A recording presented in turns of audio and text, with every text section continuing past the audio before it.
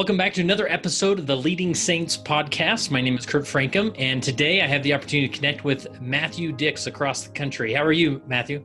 I'm very good. Thanks for having me. Good. Now, do you go by Matthew or Matt or? Matt is fine. Okay, I'll go with Matt then. Cool. And you're the author of Storyworthy, which is the subtitle of Engage, Teach, Persuade, and Change Your Life Through the Power of Storytelling. And this is a book I picked up. I actually heard you on the Art of Manliness podcast. Yes. McKay over there, I've actually interviewed him. He's a fellow Latter-day Saint, and so I got him on the podcast as well. But that's where I first heard of it, and I dove into the book and loved it. So maybe put you into context. Like, what's your general background, and what led you to write a book about storytelling? Sure. It's always a hard question for me. You know, what do you do for a living, and, what's your background? Because it's weird. I'm an elementary school teacher, so that is the job that forces me to get up in the morning. I've been doing that for 20 years now. In addition to teaching, I'm a writer. So I've published novels before I published Storyworthy. So I published 4 novels, and I have another one coming out this year. And I'm a storyteller. So I stand on stages all over the world now, and I tell stories. And what I do now a lot is teaching storytelling to anybody, really, human beings and corporations and religious institutions and hospitals and churches and universities. Basically, every person that you can imagine has started to figure out the value of storytelling. Nice. And so that aspect of my job, the teaching storytelling, that eventually became the book. That's essentially, if you did a week of storytelling instruction with me, I envisioned the book would be worth a week of storytelling instruction. That was the goal. Nice. Yeah, and it was a fantastic read. I very much enjoyed it. So before we jump into storytelling, I always, whenever I have a guest on who's not a Latter-day Saint, I always have to ask them, have you had any weird interactions with us, like missionaries knocking at your door or a neighbor that, does anything weird? Anything come to mind? No, I mean, I was homeless for a period in my life, and I was rescued off the streets essentially by a family of born-again Christians. Oh, cool. People who I hired to work at the McDonald's that I was managing for a time. And so they found out that I was living in my car and feeling as hopeless as I've ever felt in my life. And they basically insisted that I come and live with them. And so that was wonderful. And they tried to save me. They started bringing me to church. They actually wanted me to become a minister. They saw some oral possibility. Like, I just talked really well, and they just thought, if we get you to believe, then maybe you could get other people to believe. So they tried really hard, and unfortunately it didn't take. But ever since then, whenever people are sort of on my street knocking on the door, bringing the good news, I always invite them in. I used to have a set monthly appointment with a couple people who would come in, and I just enjoyed talking. I often tell people that I'm a reluctant atheist. I'm a person who desperately would like to believe and has yet to find the capacity to do so. Mm-hmm. And so nothing weird, I've always been open, always willing to chat. I debate a lot too. I always push back on ideas that sound a little, crazy to me, but I always come with an open mind and an open heart, hoping I can find something. Awesome. Well, I was a Mormon missionary in Sacramento, California, and I still appreciated those people that simply, allowed us to come in to talk a little bit and gave us a glass of water. And, we didn't expect everybody to follow the path that we had followed. But so that's great that you at least opened the door to them and let them in. So yes, that's cool. So there's a couple of things here as far as just creating a foundation for our conversation. Is you help produce these story events. What do you call these events? So the organization my wife and I run is Speak Up. And so we produce Speak Up storytelling events in the Hartford area and other various locations throughout New England. Nice. And this is sort of a new thing to me. There's one here in Salt Lake that I've been to, and my sister-in-law invited my wife and I to go, and I was just like, so we just go and people tell stories. Like, it was so weird to hear at first, but I just so much enjoyed it when I went, and we've been a couple times since then. And then when I heard your podcast and I started listening to that, I really appreciate yours because I'm a student of public speaking. And I love just that dynamic of standing in front of a room and engaging a room of people and doing it well. And so I love with your podcast, you not only share stories of other people's and sometimes your own, but you talk about the science of what makes a good story and you break it down. Yeah, I like that you use the word science. People often say the art and craft of storytelling, and I think it is more art and craft, but I try to science it as much as possible. I try to break down that process into simple, repeatable steps. I think it's the elementary school teacher in me that understands that large concepts are very difficult for people to grab a hold of. And so storytelling and what I do on stage oftentimes seems incredibly challenging. But when I'm able to break it down into simple strategies and skills and tricks that you can use, then it becomes much more manageable. So yeah, I teach the science of storytelling through our podcast, and all of the stories you hear with our storytellers, they're all working with us beforehand. Before they ever take the stage, they're spending enormous amounts of time with us, crafting those stories so that they are at their best when they take the stage. Yeah, I love that. I love that.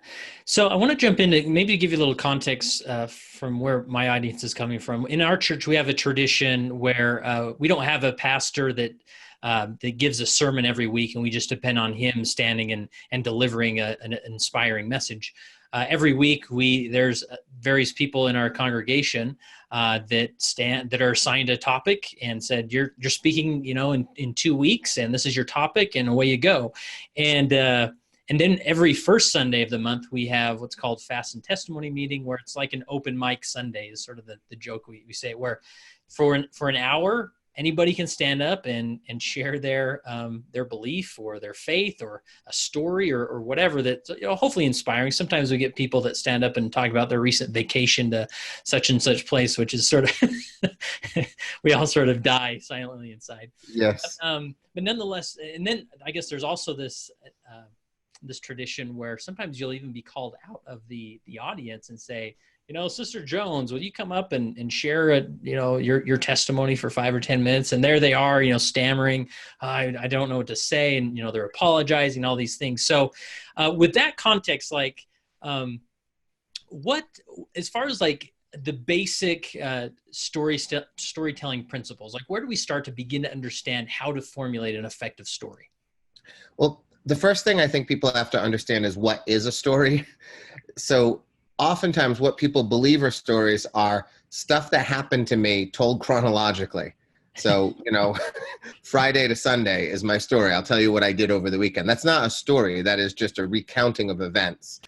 A story is a moment in your life that is transformational or change-worthy in some way. I say that stories are about either a moment of realization. I used to think one thing, but now I think another. Or transformation. I used to be one person, but now I'm another. They have to reflect change over time. People tell great little anecdotes, which is, this crazy thing happened to me that's going to make you laugh.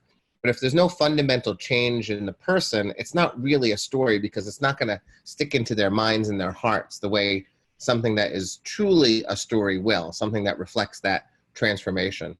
So when we're thinking about stories, the first thing to think about is, am I speaking about a moment in my life that changed me in some way? And if I did, well, good job. Now you're at least telling a story, which is really hard for a lot of people. Most people really believe a story is just, here's some stuff that happened, and I'm going to tell you it in the order it happened. And, those are vacation stories. Like when you said, the person who went to the Bahamas, all they're really trying to do is re-experience the Bahamas at your expense. They just want to let you know what their vacation was like. Oftentimes those vacation stories don't contain anything of any transformation or realization. They don't fundamentally change while they're on the beach. They just want to let you know they were on the beach. And that's why we hate those people so much. Yeah. And I love this principle, because sometimes we can think, I've got a great story because you won't believe what happened. And it goes on and unfolds. And yeah, some remarkable things happened, but it was maybe just a good laugh or something memorable. It wasn't necessarily something that changed you, and you can't really change your audience with a story unless that story changed you. Right. I like to think of those as anecdotes, and they can be very long. I was at a Moth StorySLAM last night, and I heard some brilliant and hilarious anecdotes. But when they left the stage, I turned to my friend and I said, that's an anecdote, because that person didn't really share anything of themselves. You know, ultimately, the best stories are the ones where storytellers express authenticity and vulnerability. They share something of themselves that is not typically shared.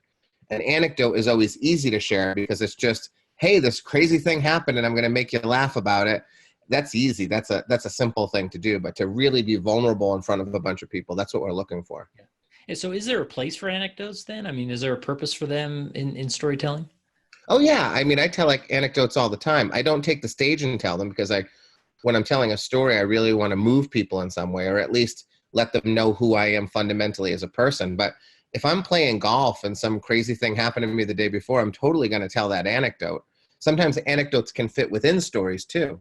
So a moment that is crazy and hilarious can be a great example of something that occurred on my journey towards realization or transformation. So they have lots of places and they can be told and enjoyed. You just have to understand when you're telling them, they tend not to be very memorable, and they're not going to make people feel connected to you at the end, you know, which is hopefully my goal. Is after I'm done telling a story and I've expressed some vulnerability, people are drawn to me in really odd and crazy ways. I am the bearer of more secrets than you could ever imagine. People just they dump their lives on me after after I step off the stage. It's just unbelievable. Yeah. And you mentioned this term vulnerability, which is throughout your book. And I hear you mention a lot on your podcast. How would you define vulnerability, and why is it so crucial in the storytelling setting? Sure. So vulnerability is the idea that I am going to share a part of me that is not often shared, or a part of me that, you know, I would share typically with my closest friends, except now I'm on a stage and I'm going to share it with an audience. It requires bravery. It requires genuine courage to do that. It's the hard thing to do, and that's why people are drawn to it. What happens is when you express a degree of vulnerability on the stage, you make yourself safe to other people. You have now opened your heart and your mind. You've reached out to them and often bridged a gap that exists between you. You may not bridge it all the way, but you bring them a little closer. And so that is why when I step off a stage, people come and tell me their secrets, because I have essentially told them my secret. I have told them something about me that they didn't know before that is meaningful, that touches their heart and their mind in some way. And now they're desperate to unload something that they've been carrying for a long time as well. Yeah. And I just imagine, and especially in a church setting, in a community of people that meet together every week to worship, that can be a very unifying experience. Oh, yeah. We're open to each other. Yes. I mean, I oddly am the substitute minister at Universalist societies, UUA churches. Uh-huh. That I went and did some storytelling workshops for some of those ministers, and when they go on vacation, they say, "Could you just come and tell some stories and, you know, tell stories that are inspiring or may teach us something?" And oftentimes I get the parishioners to tell stories as well. And so I am not a minister by any sense. I like ringing the bell a lot. I love pulling the big cord and making the bell ring, and I stand in front and tell some stories, and it works well. So yeah, I agree. There's a definite place for storytelling in those kinds of scenarios. Yeah.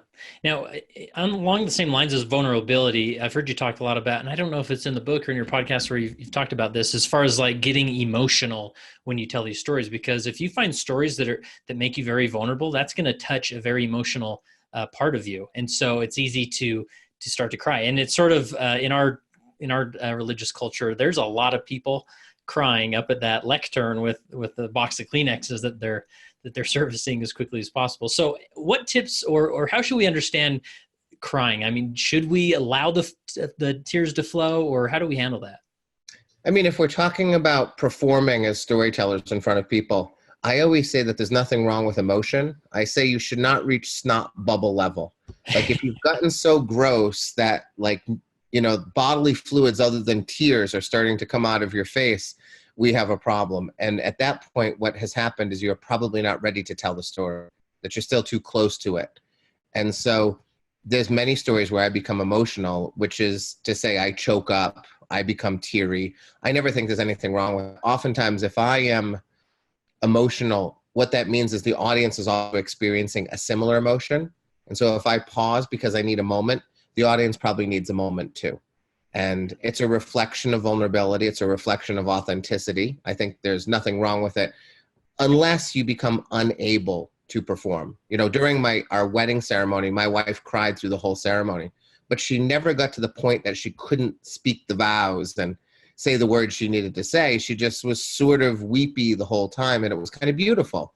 If she had sort of just been a puddle and, been gross, that might have been something different, but she handled it really beautifully. And I often think that's the way we should be. We can be weepy, we can be sad, but we have to still be able to speak our truth in a clear way. Yeah. So are there any tactics or exercises to do in order to try and separate yourself from that emotion so that you can tell that story? Yeah, I have a couple. One of the things is some people, when they tell stories, they see their story. They sort of step into their story. And that's how I see it. If I'm telling a story, I kind of don't see the audience anymore. I see what I'm describing. And that makes it especially hard if you're going to become emotional, because you're going to see the things in your mind's eye that made you emotional back when you were actually experiencing those moments firsthand. So one of the tricks I do with myself is, as I'm approaching a moment of great emotion and I'm worried about becoming too emotional, I force myself out of the story. I sort of take an above view of the story. I look down at myself. I turn myself into a third person character, and I watch myself rather than seeing the story, and that detaches me a little bit. I also find the lines in my stories that will make me emotional, and I just say them a whole bunch of times before I take the stage. And that can sort of neuter the power of those lines a little bit. It sort of wears them out and turns them into words. Once you're in front of people, a lot of that emotion will immediately come back, but hopefully not all of it. And oddly, the more people in front of you, the more emotional you're going to become. So if you're telling a story to 4 people, you're much less likely to become weepy than if you're telling it to 2,000 people. I don't know why. I'm not really a spiritual person, but I tend to think, or I like to think, maybe there's a lot of psychic energy in the room, and the more people that are there, the more that we're feeding each other. But maybe it's just our brains going, oh my God, there's 2,000 people in front of me. I need to be more emotional. I don't know what it is, but it is true. Yeah. And I often wonder if, a lot of people at church will stand and become weepy, and they'll sort of credit that I'm feeling a strong feeling of the Spirit, the Holy Spirit with me. But a lot of that, I think, when you get mixed nervousness into it as well, your body is just sort of letting those gates open. It's very true. I'm never nervous on stage, but I'm one of the only people I know that doesn't get nervous. I have this beautiful blend of arrogance, narcissism, and stupidity that weave a blanket of protection for me. But I'm always envious of the people who are nervous on stage, the ones who are visibly nervous, because when you're nervous, you get closer to the audience quicker, because everyone is nervous. When someone says, I'm too nervous to take the stage, I say, you're not special. Everyone's nervous. I'm the only one I know that isn't. So stop complaining and get on the stage. But when I see someone really nervous, I just know people automatically, their hearts go out to that person. Yeah. And I never get that. I always have to sort of win them over. I don't have them right in the palm of my hand right from the start of my story. Yeah. You mentioned, you do a lot of your workshops for some churches and ministers. I'm just curious, any specific tips or guidance or questions that you get from ministers, those that are standing in churches and giving the storytellers stories in that setting? We do an enormous amount of conversation around how much should you share as a minister, a rabbi, a priest about your own life. And essentially, it tends to fall down as I am on one side saying you should share lots of your life, and they tend to be telling me we should be sharing the scripture. And I get in those fights with religious folk. My argument to them, and I usually win them over, is that no one really cares about the scripture unless the person delivering it is a person of, meaning, a person who we feel connected to, a person who we trust, right? If it's really just about the scripture, eventually you can be replaced by a robot, a very lifelike robot that can deliver scripture. And that's not what anyone ever wants. It's why most of the time people don't go home and read the Bible for pleasure. It's not the most entertaining thing to do. But if you get someone who you care about, who you know something about, who you deeply feel connected to, and then they say, listen, let's talk about this chapter and verse because it means something to me. Then I think, oh, well, if it means something to her, it might mean something to me too, because I know a lot about her, and I kind of feel like I'm in the same realm as she is in. And so Yeah. that's the arguments that I have with them all the time. Yeah, I would tend to agree with you that the spiritual messages can be powerful in a church setting, but we can't really hear them or connect with them until we connect with the presenter, the person that's giving them. And I Right. think it's easy for we have a bishop or a priest or pastor to feel like I need to set an example of what a good churchgoer looks like. And so I don't want to open the door to some of those vulnerable moments where I was weak, but then those parishioners really don't have anything to connect with to say, this guy gets me, Exactly. Yeah. And, I always tell them, we don't want to hear your success stories. Nobody ever really wants to hear your success stories. That's called bragging, and that's no fun. What we really want is, I would love to hear a priest or a rabbi talk about the time that they failed miserably or did the thing that they shouldn't have done and managed to get through it and come out on the other side okay. Right. But they're so afraid to do it. I worked with 13 rabbis once that were sent to me because they were deemed boring by their congregations. So they were already angry about the fact that they were with me. And we were in the woods on a weekend retreat, and all the amenities were gone too. We were in these like rustic cabins. And I fought them tooth and nail all day long on the idea that we need to share about ourselves. And it wasn't until I got them around a campfire and they all got drunk on whiskey with me. And they started telling me hilarious funeral stories about funerals gone wrong, terrible mistakes they made during funerals. One rabbi had talked about how he had to dig the body up because he had accidentally left a ring on the dead woman's finger and he needed to get the ring back. So he and a friend unearthed the body and took the ring off in the middle of the... Those are great stories. And the next morning when they were all sober again, I explained to them, I said, my wife is Jewish. I've never felt as connected to the Jewish religion as I did last night listening to you talk about your failures. That is when I felt truly, oh, they're regular people, that a rabbi is just a regular person who fails and trips and falls and then gets back up and hopefully takes the right path. And so I won over most of them through that. And that's, I think, the truth of trying to get people to listen to you, to move them, to inspire them. You have to be real and you have to do the brave and the courageous thing, which is to admit that you're not perfect. I love that. Great advice. Another aspect I see a lot in our cultural tradition is, every 6 months we have these worldwide general conferences where the leaders top in our church will speak, and it's broadcast and people can watch it online and all over the world. And some of them, I mean, they've been speaking for years. They're very accomplished orators and they do great. And some of them tell great stories. And oftentimes we'll take a talk and we will want to study the principles and doctrines in that talk in a Sunday service. And so someone may be assigned a specific talk to address in our Sunday services. And a lot of times people hear a story that someone told that was so good that they sort of rehash it. And so what should we understand about using our own stories versus using other people's or borrowed stories? Right. So, whenever you can, I say you should be telling your own story, because telling your own story is the only way to be vulnerable and authentic.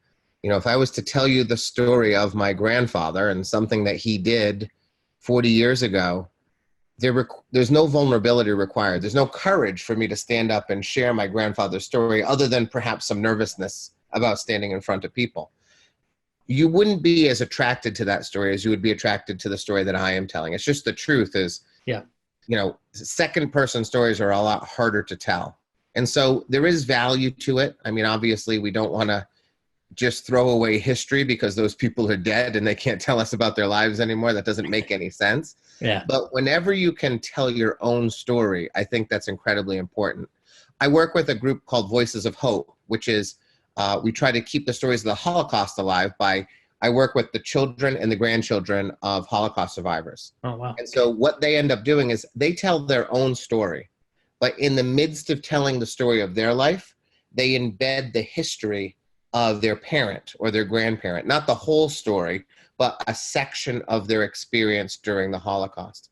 And it ends up being really powerful because the person on stage is telling their own story, being authentic and vulnerable, connecting to people, even adding some humor because they're telling the story of their life, which can have humor, But at some point, they're going to dip into the past and talk about how the experiences of their parents or their grandparents have influenced who they are now as human beings. That's the best way to do it, I think, if you're looking to tell someone else's story, is to also tell your own and to connect the two together. Love that. I think that's a great tip. Great tip. So as far as improving storytelling, you have various exercises and practices you do. One that I've started doing myself, which is homework for life. Maybe describe this concept and how homework for life works. Sure. It's the most important thing I think I talk about with people. I always say that I would rather hear the right story told poorly than the wrong story told well. And homework for life will help you find the right stories. It'll also allow you to be a person who has a multitude of stories, which is wonderful, because when you become one of those people that always has something good to say, people are just going to be drawn to you. And when someone asks you a question, you can always tell a story, and that's a beautiful thing. So it's simple. It was born from the fear that I had that I would run out of stories to tell on stages. I made a big, long list of all my stories, and I realized this list is finite. I'm going to be in trouble. And so I was the first person to sort of do this homework assignment. At the end of every day, I decided before I went to bed, I was going to ask myself, what is the most story-worthy moment from my day? Which is to say, what is the moment from this day that has made it different than other days? Even if the moment that I ultimately choose is not truly story-worthy, if it's not something I would ever tell on a stage, I forced myself to find the moment, as terrible and boring as it may be, that made this day a little bit different. And then I write it down. I don't write the whole story down because nobody will do that. Those people are called journalers. They're very precious butterflies. They get killed very easily. You know, journalers tend to journal until they find love, and then suddenly they're not journaling anymore. And then when that person breaks up with them, suddenly they're journaling again. I don't want that to happen to people. So all I do is I take an Excel spreadsheet. It's 2 columns. The first column is the date. And then that B column, that second column, is stretched to the end of my computer screen. And in the B column, I write down the story, which only allows me to write 3, 4, maybe 5 sentences. I'm just capturing a moment from my day. My goal was find one new story I can tell per month. But what happened over time, what I didn't expect to happen, is I discovered that our days are filled with stories, that we have constant moments where people say things to us, or we do things, or we read things, we find out things where we change our minds, where we realize something about ourselves, the world, our mothers, our coworkers, or we change in some fundamental way. And it's through that process that I began to see these moments that I used to not see. And so now, today, 6 years later, it's not uncommon for me to have 4 or 5 moments from a single day, 4 or 5 moments that I never want to lose. So even if you're not a storyteller, the value of homework for life is you're capturing something from every day. You don't lose a day anymore. Most people, if you say, what'd you do last Thursday? They'll never be able to tell you what they did last Thursday. I always have at least one thing from that day that made it special for me in some way. It could just be my son said something beautiful to me, and that's what I want to capture, which is what parents do all the time. They're constantly saying, oh, I got to write down that thing that my daughter just said. It was unbelievable, but they never do. They say it, and then they throw memories away like they're trash. They disregard these days like they're just throwaways when they're really the most precious things we have. And so sometimes it's something someone said. Sometimes it's an angry moment I had in a coffee shop. You know, sometimes it's I read a book and it made me think of the world slightly different. Some days it's just my cat sat on me for an hour and just purred for an hour. And it just brought me such joy that I don't want to forget that early morning purring session with my cat. Whatever it is, I write it down. And then eventually over time, I discover I have lots of stories to tell, more than I will ever be able to tell. Yeah. Yeah, I love that. And the convenient thing is if you're ever framed for murder, you've got your alibi recorded and you can just... It's helped people. There was actually a woman who wrote to us, and we talked about it on our podcast. She found a charge on her credit card that she didn't know. She said, this is a faulty charge. I'm the victim of fraud. And before she called the credit card company, she said, wait, let me just go check Homework for Life and see if this might have been real. She went back to the day where the charge was, and she realized, oh, that's right. I paid my quarterly taxes early. In fact, I never have really paid them before. I actually had the money to pay them. And these are my quarterly taxes that came off my credit card.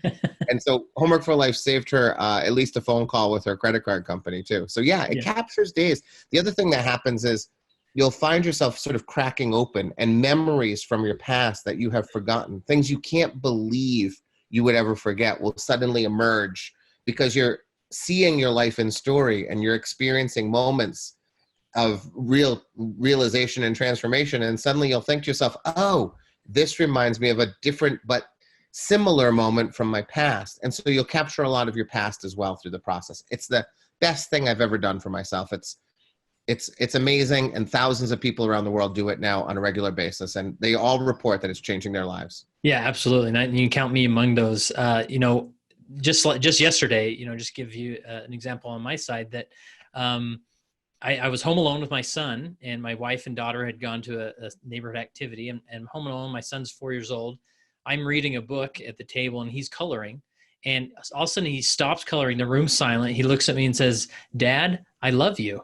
And I'm like, holy cow, like this is a moment, And I thought, that's my story. And I remember I recorded it in my Homework for Life that night. And then it's like you said, it's amazing how it opens up your mind to other things, because my mind went to my relationship with my son. And then I noted how I always strive to bring parts of my childhood into my son's life, and that connection that builds there. So it is such a blessing, and it's remarkable what that simple activity can do for somebody.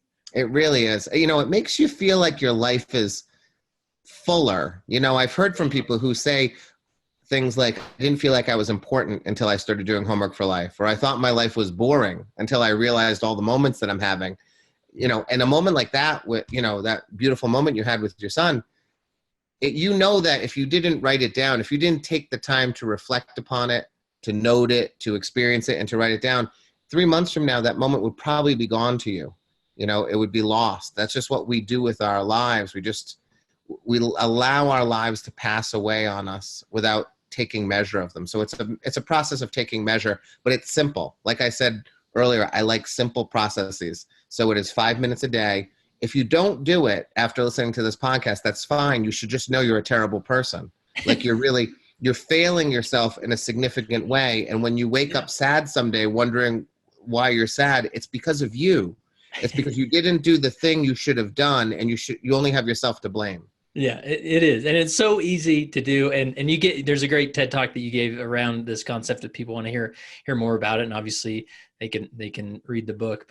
And sometimes, do you find some days when you do this, I sometimes feel like I'm just mailing it in, like, well, I interacted with this random person and there it is. Now I can go to bed. Like, do you have those tough days? I don't have the tough days. I have tough days. I don't mail it in though. What I do is I really force myself to find something. Okay. And I always tell people it's in those days that the muscle is built for finding stories. On a day when, something remarkable happens, my son hits his first home run, that's an easy Homework for Life day. Big deal. Congratulations. You wrote down something everyone could see. It's on the day when you go, I don't really think I have anything today, that you force yourself to say, if someone put me on the stage and said, you must tell a story about something that happened today, I track my whole day. I think what was I doing in the 8 o'clock hour, the 9 o'clock hour? Eventually I find something. That's where you build the muscle. It's not going to be something that it's story-worthy. It's not going to be told on a stage. I might not even tell my wife the thing that I ultimately write down, because I know it's not much. But that's where you fight for it and you become better at it. That's great advice. And, we all know that person in our life, and you're probably this person in many individuals' lives that, they can stand in church and give a talk, and they always have a great story. And I just don't have those stories. I don't have incredible stories. So this is an exercise where people can begin to realize, yeah, you do have the stories. You just haven't taken time to find them. Exactly. Yes. My list, I think when I started Homework for Life, I had like 17 stories left to tell. And that's what I was worried about. Oh no, only 17 more stories and I'm done. My list now is 450 items. So 450 stories that I have yet to craft. They're just ideas waiting. And honestly, I haven't even looked at the last year of my Homework for Life to find new stories, because I have 450 items on the list. One of my summertime goals is to actually go back and use my Homework for Life to find stories, because I'm not even doing that anymore, because they're just piling up on their own already. And you can be that person. I'm not special in any way. If my wife was here right now, she'd say, no, he's not special in any way. It's just a strategy that I have found that is useful. The other thing that's important to remember is it requires some faith that it's going to work. Yeah. because you'll do it for, 6 weeks and look back and go, this is nothing. I feel even worse about my life now. There's nothing on the page. But you have to have the faith that eventually that lens will appear, that eventually you will begin to see stories. It just, it's like anything else. It takes practice and it takes time. Yeah. Love it. So let's jump into just as far as, let's say, okay, I've been assigned by my bishop that I'm going to be speaking in 2 or 3 weeks. I maybe go through this exercise according to my topic. I found a few stories to work with. And we're going to begin this crafting process. And one of the major things, sort of the pinnacle of each story, is what you call the 5-second moment. And this really helped me. And I think it helps to bring out that vulnerability, because there's a moment in a story where the vulnerability is maybe the highest, and that's your 5-second moment. So how would you describe this 5-second moment concept? It's essentially, it is your moment of realization or transformation. It's the moment when suddenly something changes. And I call it a 5-second moment because I really do believe that most of the time these things happen suddenly for us, that the pieces are falling into place all along and we just don't see it, and then suddenly it hits us. It's the moment that it hits us. That is always going to be the end of your story. It's the most important thing you're saying. It is the moment that your son looks up and says, I love you, Dad. And something hits you, in your heart and your mind. You go, oh, that's it. You've got a 5-second moment. You might not know how to tell it yet. You might not even know what it means, but you know that it moved your heart. You know that you feel differently now than you felt a moment ago. And you kind of know you're always going to feel a little differently now because of what just happened. Those are the moments we're looking for. When we find them, they're always the end of our stories. They have to be, because they're the most important thing we're going to say. And so I seek those moments out constantly, those moments where I just feel something in my heart and my mind, and I go, oh. And sometimes it's not good. Sometimes it's like, oh, I'm a terrible person, or I discover I do something for a terrible reason. And that's true too. I go, oh, but I know I have a story when I feel those moments. Yeah. And people can connect with those moments because they probably had the similar 5-second moments in their life, right? Yeah, exactly. And even if it's not the same, there's often something akin to it. So, they might not have been as awful in the same way, but they may have been awful in a different way, but are feeling the same way I felt in that moment. So yes, absolutely. Yeah. So what else is about as far as crafting a story? And again, this is a science, and in your podcast, you really dig into some of these concepts that can make it sound like brain surgery. And here I am trying to have you do that quickly with kitchen utensils here. But we have our 5-second moment. We have a general story that's going to do that. Anything else we need to consider when we're starting to construct the story?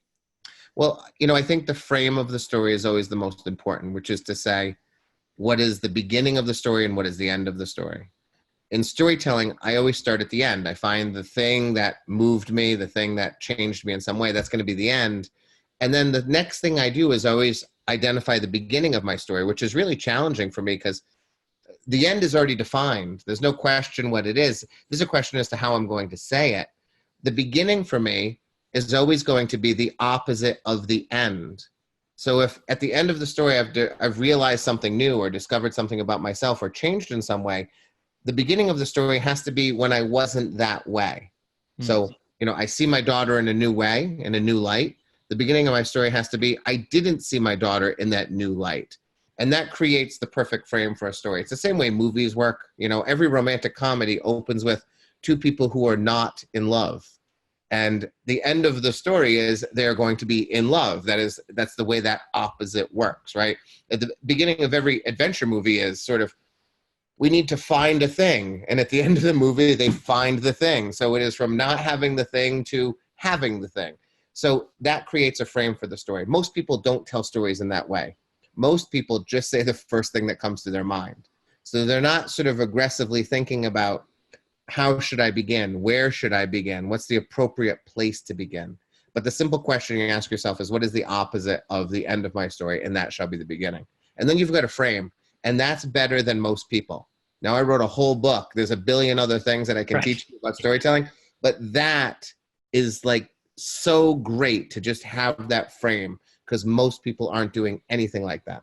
Yeah. Yeah. And that's going to set it apart for sure. And really, I feel like, especially in our tradition, when somebody's preparing a talk for church, they're worried about running short on time. And so they go out and they find a bunch of talking points that they can include in there. And, oh yeah, there's that great story that maybe they throw in there at some point, they sort of, stumble through. But really, if we step back and we take a few talking points, but spend most of our time in the preparation of crafting that story, because the story is what people are going to hang on to throughout that discourse, right? Yes. When I do a TED Talk, for example, I do a bunch of them. My TED Talks are always built in a way that I tell a story, and it's just the story. I'm telling that story. I don't move. It's just like I'm telling a story at the Moth or at one of my shows. When that story is done, my talk is going to be what I want you to take away from my story. Yeah. And so it's story, and then a couple talking points, not too much, just a little bit to get people to learn something new. And then I actually end most of my TED Talks with another story, or I finish off that first story, so that we start and we end in a space of authenticity, vulnerability, entertainment too. I mean, I always tell people the first thing the story has to be is entertaining, because people don't listen to things that aren't entertaining. Yeah. So although I want it to be vulnerable and authentic, and I want it to be connective, and I want it to mean something to people, it has to actually entertain another human being too, or they're not going to get any of that. Yeah. And then as far as delivering the story, I see a lot of people just in their talk in general, they sort of need this runway to get started. They'll say, things like, well, thanks for being here. I'm really nervous. Or let me tell you the story of why I'm even speaking today and how this person asked me. And okay, well, today I'm supposed to speak on yada, yada, yada, right? But with your stories that you do, and I would, especially TED Talks, where it's not just the story, you start with the story. Like it is the first word of your talk is the first word of your story. And that captures people, and that's intentional, right? Yes. I want to activate their imagination immediately.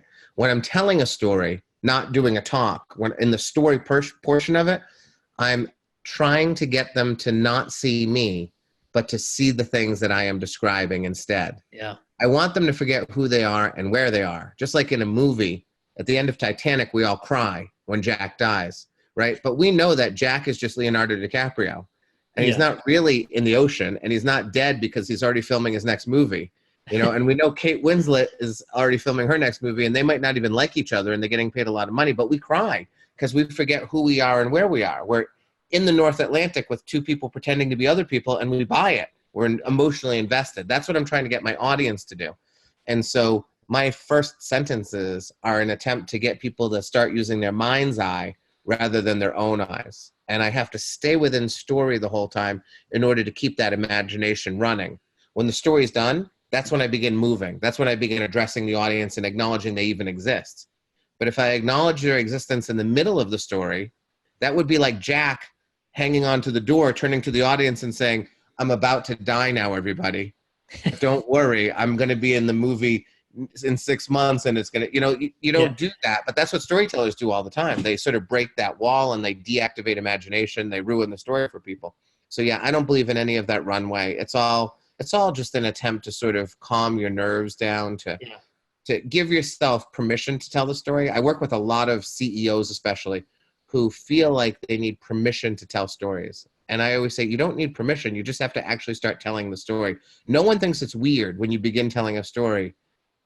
And yet so many people feel like they're going to feel weird if they just start telling the story. But they just need to do it.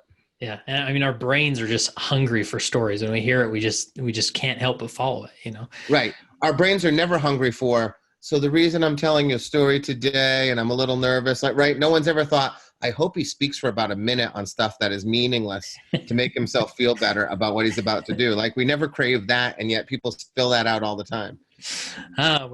Humans are interesting, aren't they? And you talk about in your book about that, because when I listen to your stories, and we're going to listen to one here in a minute, but it doesn't sound like memorized, like you're hitting every word, but it's so smooth that I think I hear someone like you tell a story and I think, okay, I got to go memorize this so I can sound like Matt when he tells stories. So we shouldn't memorize. No. But how do we effectively, do we rehearse? I mean, how do we prepare so that it does sound smooth? So you want to remember your story without memorizing your story. So rehearsing is good. I tell people never to write their stories out word for word, because then you become married to those words, and then you become a memorizer, and that's a terrible thing. When you're a memorizer, people know it.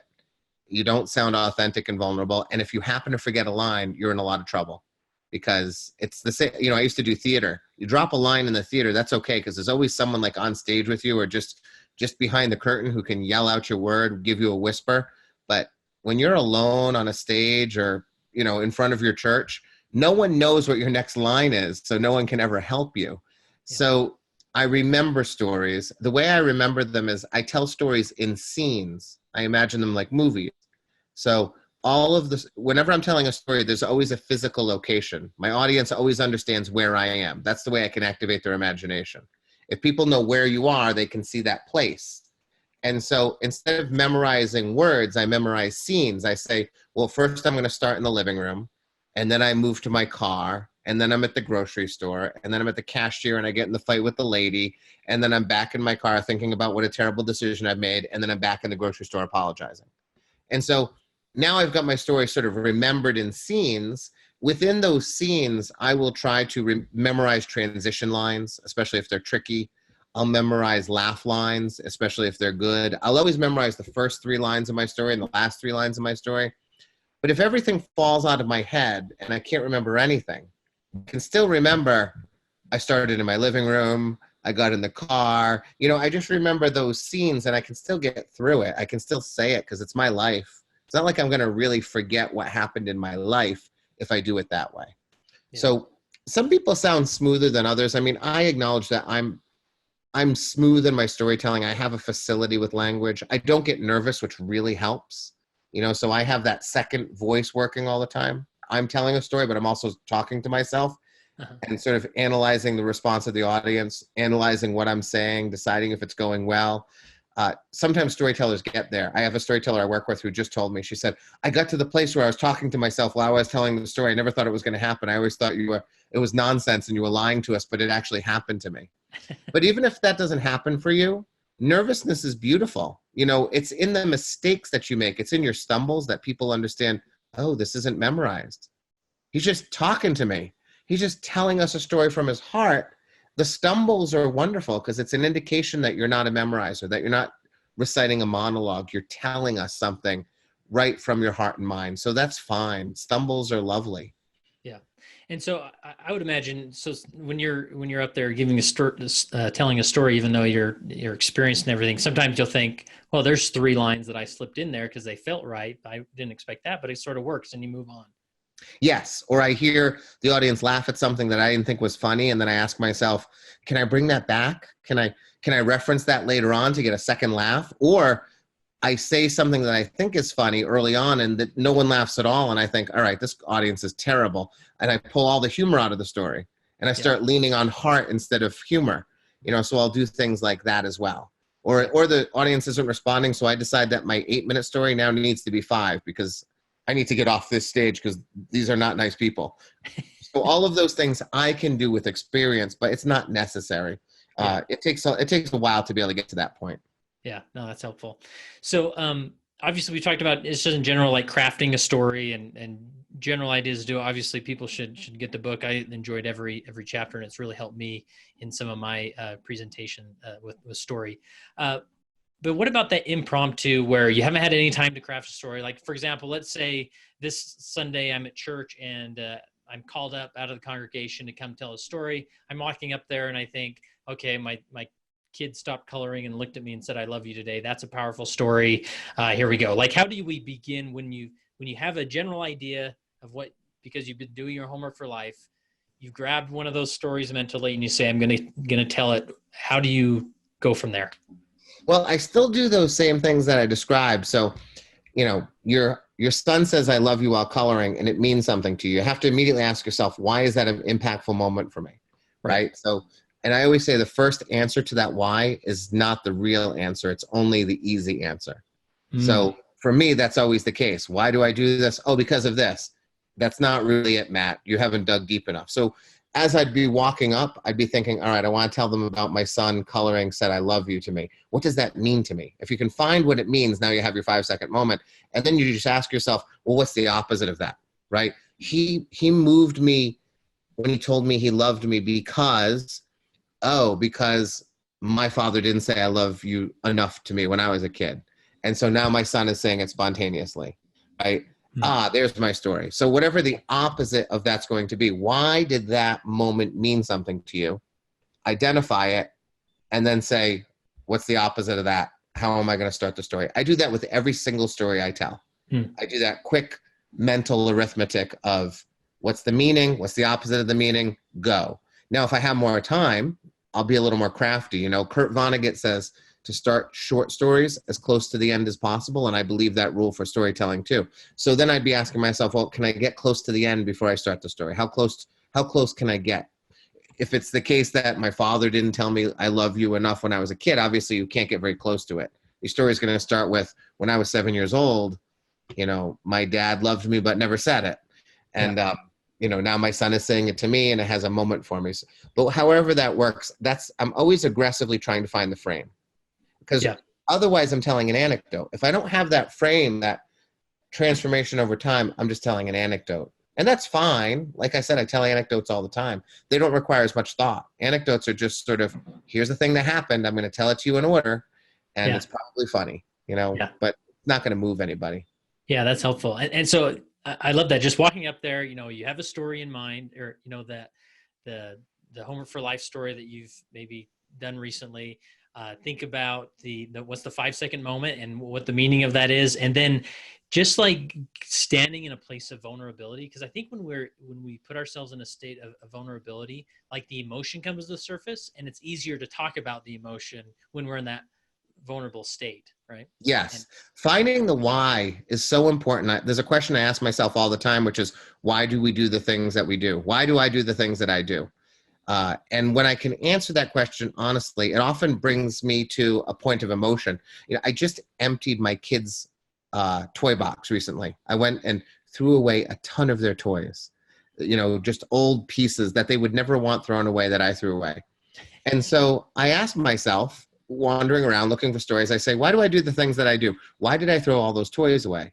And my first thought was, oh, I'm anti-clutter. I'm a minimalist. And I said, well, that's easy. That's the first why, right? So then second why was, childhood is precious. They're wasting too much time on junk. The less junk they have, the more time they'll have for the good things. And that felt right to me for a minute. I was like, yeah, that's it. But I said, nah, that was too easy too. So I dug deeper, and eventually I got to the fifth why. It's usually five, where I said to myself, I grew up in chaos. Everything in my childhood was messy and awful, and nothing had any consistency and order. And as an adult, all I do is crave consistency and order as a result. That is why I emptied my kids' toy box, because I need order because I grew up in chaos. And as soon as I said that, actually, as I just said that to you, I felt myself become emotional. I had that little, you know, it wasn't worth a tear, but like the tear ducts alerted me that they could possibly tear up someday, you know, that moment. yeah, But it was five whys that I got to that moment. Now you could see I would have a story to tell, right? Now I do have a story to tell, and oddly, it's just about throwing some toys away. But I get to talk about now on a stage someday how my childhood was chaos, and as an adult, I crave order, as insane as I might be in regards to my order. It makes my wife crazy, some of the things I attempt to do to sort of like instill order in our household. It's clear she did not grow up in chaos, because she is entirely comfortable in chaos. And I think about her and think, well, you had a blissful, wonderful childhood. You don't require order today because your life has sort of been lovely. You're not like me. You don't see disorder as potentially dangerous, whereas that's fundamentally my psyche. That's how I feel. But all of that comes from, why do I do the things that I do? And I don't accept the first answers. I dig deep. So that's what I would do if I were you with the crayon moment. I would say, why is this important to me? Why did it move me? And I would just keep hacking away at myself until I find the thing that makes me feel like I might cry. And that's usually the answer. yeah. Wow, that's powerful. Love it. All right. So before we wrap up here, I want to insert a story that you gave from a stage. It was at one of your story events. Yes, yeah, one of our Speak Up events. It was also it was a story I originally told for the Moth at a GrandSLAM. Nice. And the Moth, for people that don't know, that's another podcast that does stories, and then they have these live events where they record the stories, right? Yes, it's the granddaddy of all storytelling. It's the big kahuna. They have shows all over the country and all over the world. It's where I got my start, was with the Moth. Awesome. All right. So, Will, insert that story now where you're in a very difficult situation. So. I'm standing in a mop sink in a tiny closet in the basement of a police station in Bourne, Massachusetts. There's no light in this closet and the door is shut, so I am in the pitch dark. It's 1993, I'm 22 years old, and I'm about to admit to a crime that I didn't commit. I first came to this police station about 2 weeks ago. A deposit of $7,000 went missing at the McDonald's that I managed just down the street. And after a 3-day frantic search, my boss and I determined that the money is lost forever and it's not going to be found. I offer to pay the money back. It's my responsibility. I'm going to have to pay it back slowly, but she says no. She says it's against company policy for anyone to pay back a loss. And besides, she says, this is not the first time a deposit has gone missing at a McDonald's, and it will not be the last. She tells me that I've probably cost myself a year of promotions, but that I'm a rising star in McDonald's management, and that everything is going to be fine. But she tells me we have to go to the police station to report the loss for the insurance company. And so that night when our shift ends, we go down to the police station. The police officer who I meet with, he's an older man, he's tall, he's got steel gray hair and a pot belly. We sit down and I tell him my story. I say on Saturday night, I was supposed to bring 3 deposits to the bank and only 2 made it into the night drop. I tell him that what I did was I take all 3 deposits and I put them in a paper bag, the same bag we put Big Macs and French fries in, so that we can bring it to from the restaurant to the car without anyone knowing what we're carrying. And when I got to the car, I took that bag and my briefcase and my gym bag and I put it all up on the roof because I had to unlock the car door. And when I reached up, my guess is that when I took that paper bag, one of the deposits slid out. And as I drove down the road, someone got a $7,000 present. The police officer listens to me, he nods, he writes some things down, and then he tells me that I need to go into an interrogation room with him to answer some more questions alone. And my boss jumps in and says, no, you don't understand. We don't think Matt took the money. It's just been lost somehow. And the police officer says, no, we understand. He says, it's a formality because money is missing. I have to ask questions, and he's entitled to privacy, so we're going to go do it in the interrogation room. And I say, okay. So he brings me into this tiny room. It's got a metal table, and there's a 2-way mirror. We sit down, and the first thing he does is he passes a piece of paper across the table to me. It's my waiver of my Miranda rights. It's my acknowledgement that I'm about to be questioned without an attorney present. And he asks me to sign. And I do. I sign because innocent people don't need lawyers, so what am I worried about? And so I pass it back to him, and he starts asking me questions. And at first, they're the same questions that we talked about before, but then he starts asking me things like, how much money is in your checking account, which is like nothing. And how much do I make every year, and what's my rent? And then eventually he starts asking me questions about drugs. He asks me, what drugs do I use, and if I sell drugs? And I tell him I don't use drugs. I tell him I've actually never used an illegal drug in my entire life. I haven't smoked a cigarette, and I haven't even drank a cup of coffee ever. And he's looking at me like I am a liar because I'm a 22-year-old kid and there's just no way this is possible. But it's actually true. I have never touched an illegal drug. And it's not because they're not like around me or even that I haven't been tempted. But I made a conscious decision a long time ago not to ever experiment with a drug. I got kicked out of my house when I was 18 and I have been on my own ever since. And I have been poor and I've always known that there was no safety net behind me. That I don't have parents that I can rely on. There's no family that I can fall back upon. All of my friends are just as poor as I am. Like, I don't have a church. I don't believe in God, so there's no, like, institution that can save me. And I just made the decision that I'm not going to use drugs because if I end up in trouble, there's no one to save me. I'm just alone in this world, and I'm going to be as safe as possible. And I try to explain this to the police officer, and he just keeps asking me questions about drugs. And so I'm in that room for about an hour, and then finally he says, okay, you can go. And I get up and I leave, and as I walk out, my boss sort of leans into me, and she says, what the hell was that? And I say, I have no idea. I'm just glad that we are out of here. 3 days later, the police officer calls me again, and he says, I need you to come and just answer a few more questions. And so I drive to the police station, And I go back into the interrogation room, and this time there's another police officer in there with us. It's a young guy, and I like him. He is smiling at me. He brings me a paper cup with Sprite in it. And as I sit down, he starts asking me questions. And when he asks me questions, he says things like, no, take your time. It's fine. It's all good. And like, no, I get it, Matt. I've been in those situations. I get what you're saying. And I'm looking at this guy, and I'm like, I like this guy. This is a good cop. Like, and this guy is a bad cop. I am thinking good cop, bad cop.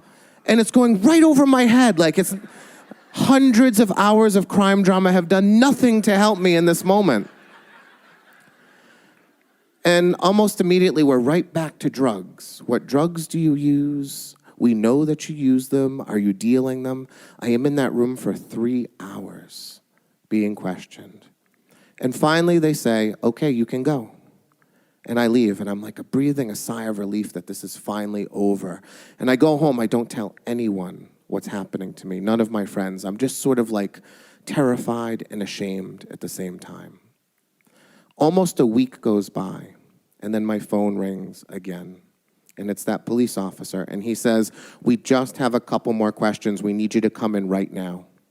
And so I drive to Bourne, and on the way, I get pulled over in a speed trap, and I get a $400 speeding ticket. And when I walk into the police station, the steel gray-haired police officer, he's laughing at me, but the young guy takes the ticket right out of my hand and says, I'll take care of that for you. I learned later that it was a setup, something to rattle me before I came into the station. And when I go into the interrogation room this time, there's 3 people there. There's a new guy. He's a boss. And he tells me, we don't have any questions for you today. We're arresting you, and we're charging you with grand larceny. He says, but we'll make you a deal. And the deal is this. You admit to stealing the money, and we will promise you no jail time. But if you don't confess in this room at this time, we will push for the maximum, and you will spend at least 5 years in prison. We guarantee it. And so I decide I'm going to confess. I am going to admit to something I haven't done because I am not going to spend 5 years in prison. But there's a catch. They need me to tell them what happened to the $7,000. And I know what they wanted me to say. They want me to say, I bought drugs, or I dealt drugs. And I would tell them that if I could. But I don't know anything about drugs. Like, I don't know where to buy drugs. I don't know how much drugs cost. So I don't know whether to say I bought a gram of cocaine or a pound of cocaine. I don't even really know what drugs come in. Like, am I going to say it's in a block, or if it's a bag? Are there vial? Is there I don't know anything about drugs. And so I can't say the lie that they will believe is the truth. And so I'm sitting in this interrogation room, and I'm just racking my brain, trying to come up with a way to spend $7,000 and to have nothing to show for it. And so finally I say, can I just please have a minute to think? And I assume they're going to leave the room and leave me here, but no. They lead me down a hallway, downstairs into the basement, and they put me into a tiny closet with a mop sink. And they close the door, and so I am standing in the dark, alone. And I am near tears because I don't know what to do. I am standing in the dark, asking myself, how do you spend $7,000 and have nothing to show for it so I can confess to this crime that I didn't commit? And finally, in panic, I speak out loud. I speak to a God I don't believe in. I say, God, should I confess to this crime that I didn't do? And as soon as I hear those words spoken out loud, the insanity of that idea suddenly hits me. I realize how outrageous and ridiculous this thought even is. And for the first time in 2 weeks, I am filled with rage and indignation that I've allowed this to happen to myself. I can't believe that I'm standing in this dark closet with 3 police officers ready to say something I didn't do. And so I push the door open and I look at that officer with the steel gray hair and I say, no, I'm not admitting to it. And they keep their promise. They arrest me. They send me to jail. And eventually I am arraigned. And the next 2 years are very difficult. I lose my job, and I lose my home, and I end up homeless for a while. And 2 years later, I get my day in court, 2 days in court. My trial happens, and then I am declared not guilty, and I'm free. But that moment in court isn't really it's not my win. It's not the moment I think about when I think back on my arrest. The victory I really have is in that mop sink, in that tiny closet in the basement of that police station. I'm standing alone in the dark, and I ask for help from someone I don't think exists in a moment when I feel more alone than I have felt in my entire life. And I get an answer. I get the answer that I need. It doesn't make me believe in this God who I've now spoken to, but it makes me believe that maybe I am not as alone as I always think I am. And maybe there's someone there listening when I need them most. Thank you. All right, so there's your story where you just about went to prison. Yeah. Sadly, it was, I don't know if I would have gone to prison, but I mean, obviously it was a moment where I nearly made a terrible mistake. Yeah, and one that, like you talked about, you're sort of this willing atheist that you truly do have a desire to believe, and these are one of those moments where you sort of look to a divine being for some help. Yeah, sort of spontaneously, it's that beautiful moment. I think about it all the time, that moment in the closet. I think about how, maybe if there is a God, he or she is benevolent enough to actually be willing to help someone who can't find the faith to believe in them in the first place. Yeah. Yeah. And I'm a teacher, I'm an elementary school teacher, and I like to think that I am the same way for my students, in that they may not have the faith that they can memorize their multiplication facts, but I have the faith in them, and that's going to be enough. I believe in them even if they don't believe in me. That is sort of like the relationship I like to think I have with a God, if that God exists. Yeah. So just off the top of your head, just quickly label like the different structures and parts that we've talked about, everything from the 5-second moment to those being vulnerable and so forth. Sure. So the story was interesting in that I wasn't going to tell it for a long time because I didn't think it had a 5-second moment. I really thought it was just a series of interrogations that led up to a potentially stupid mistake on my part. And one of the Moth producers actually knew about the story. She knew that had happened to me. And she said, "It doesn't mean anything to you? You don't have any moment at all?" And it just hit me. I thought, oh, that's right. The reason I didn't confess. And she said, "What was the reason?" And I said, "I called out to God." And as soon as I heard the words, I realized how crazy it was. And she said, "But you don't believe in God." I said, "I know. Isn't that crazy that like maybe I got an answer?" And that's how the story came about. So, I began the story at the end, which is the moment in that closet where I call out to God and get an answer that perhaps I need. And once I have the end, I have to find the beginning. I ask myself, what's the closest I can get to the end? And it's the moment I step into the police station for the first time is essentially the beginning of that story. And it's in those beginning moments that I'm trying to lean on the idea that I'm alone, that I'm being sort of thrown into the lion's den without any help at all. I don't have parents or friends. My boss is there for a moment for me, but she's quickly out of the picture. I'm trying to start the story in a place where I am alone and there's no one there to help me. And at the end of the story, I think I'm alone and there's no one there to help me, but it turns out maybe there is someone to help me after all. So that's the frame that I create in the story. Yeah. And then I tell the story in scenes. So it is a series of 3 interrogations, essentially. Each one of those moments is 3 interrogations, and the last one is not really an interrogation, it's a threat. There's a bit of humor that I like where I let people know I don't actually know how drugs come. Like, that always makes people laugh, but it's true. I've never used an illegal drug in my life. So, if you ask me right now to go buy an illegal drug, I would have no idea how to do it or where to go, even to this day. I'm right there with you. Yeah. So, it's good to make people laugh near the end of your story when things are about to get really dark too.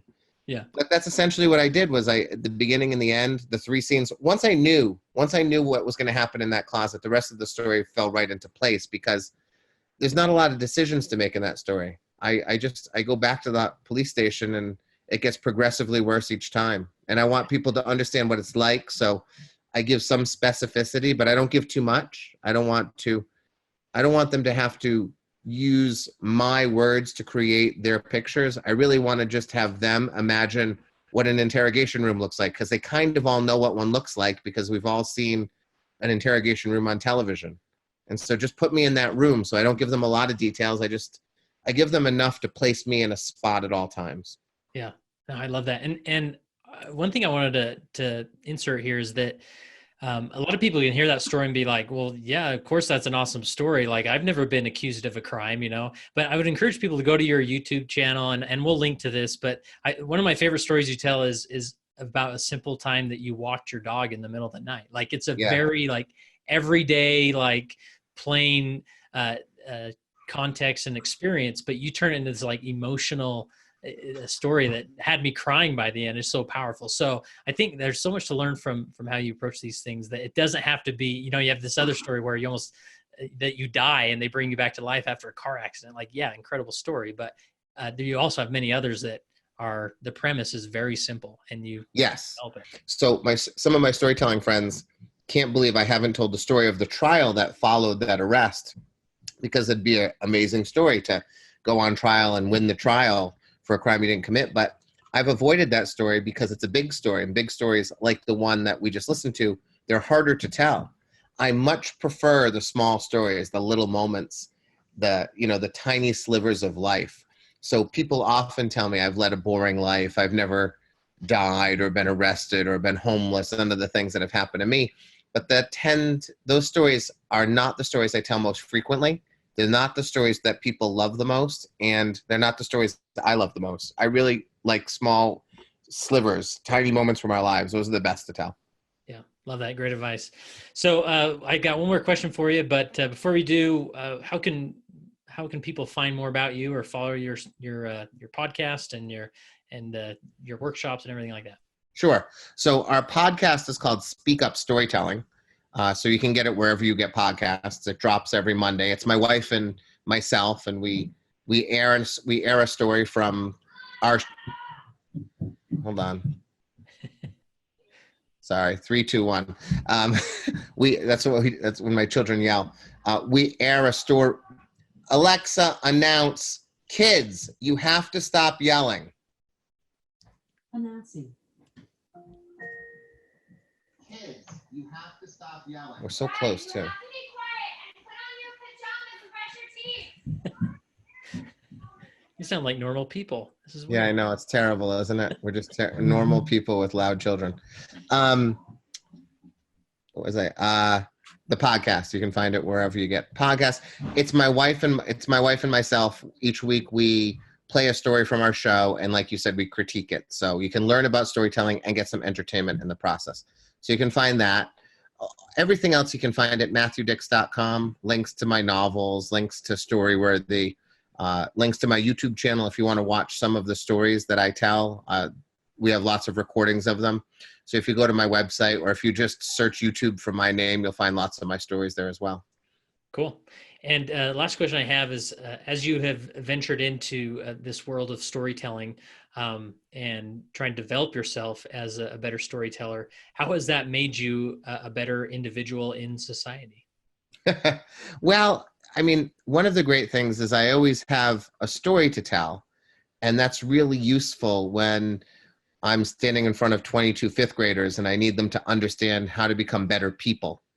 Or someone comes to me and asks me for marital advice because they're struggling with their husband. If you're a person who has collected stories and you have them at the ready, if you've just thought about them and told them and have them sort of locked into your mind and heart, you're able to quickly help people by offering a perspective on your life that you now have. If you haven't found stories, if you're a person walking around saying nothing's ever happened to me, I don't have any good stories to tell, when someone needs you, you're much less likely to have something that can connect to someone. You can't be as vulnerable and authentic if you have nothing to say. So I think the best benefit for me has been finding so many stories in my life, crafting them and learning how to craft them so that when I need them to help someone else, whether it's a 10-year-old kid or a 45-year-old friend of mine, or, Alysha's parents, whoever is sort of seeking my wisdom or my help or my guidance, I have a story to offer, which often will provide context to what I'm going to say.